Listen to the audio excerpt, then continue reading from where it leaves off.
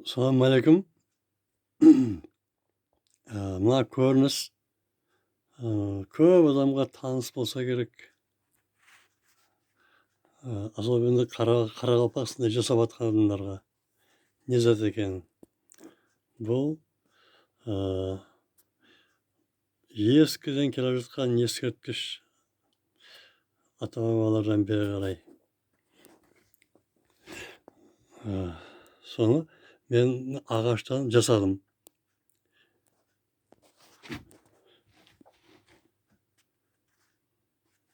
Қазір не екенін білесіз. Bir айналдырайын.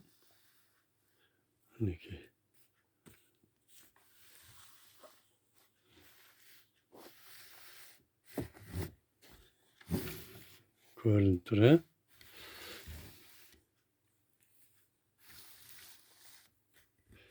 Бұл шылпық. Кәдімгі шылпық ескерткіші. Мынау сол шылпыққа мінетін соқпақ жол. Ол кездері бетон, лесенца деген болмаған. Қолдан жасаған. 66 жылы ең бірінші менің барған кезімде көргенде осындай Совет лесенцалар бар. Ұзындығы 20 метр, ені 20 метр, текшесі 75. Мына мүйеші деген сау болатын о кездері. Осындай еді. Қазір мына мүйеш ұшып түскен. Неден бастап, неден мынаған лесенцаға шейін бәрі қарай ажыралып, мерекетте шашайып тұр. О кезде бұның атын жұрттар Қарауыл төбе деп айтатын еді. Деген себебі патша заманында кезекпенен тұрып, сторождар елді қарауылдап тұрған. Сөйтіп, мына жерде бер жағында, как раз мына дарбазадан шығып төмен түскен жерде, мына жерде тоғай бар, Бекбай тоғай.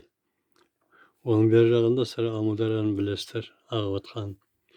Сол тоғайдан отын алып, мына лесенцамен апарып, төбесіне үйіп дайындап қарауылдап отырады екен. Егер дұшпан келе жатса, бірден жағып белгі береді екен. Енді бұл о кезде білмейміз, ол қай жерде, Қожелді ма, Нүкістің орында ма, патшашылық. Негізгі әскер бұны құрдырған. Негізі белгілі ғой, бұл тек қана әскерлер, солдаттар ғана істей алады. Басқа кім істеп жүреді соны? Деген гәптер бар еді. Себебі Қарауыл төбе дейтін себебі осындай бірнеше жерде бар да. Қаратаудың қасында, сосын оның бер жағында Қожакөл деген жерде, содан әр жерде осындай дің дейді мысалы.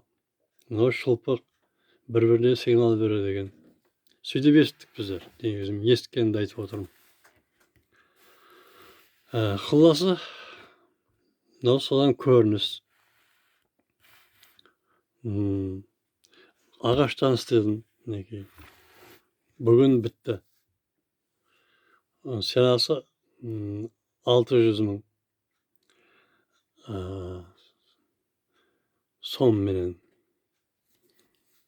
Егер осыны заказ берем десеңдер, или осының өзін алам десеңдер, бұдан үлкен керек па, кішкентай керек па, или басқада өздерінше бірдеңе қосқыларың келе ма, звондайтын болсаңдар, хабарласып, телефон нөмірім 91-лік 383 01 91.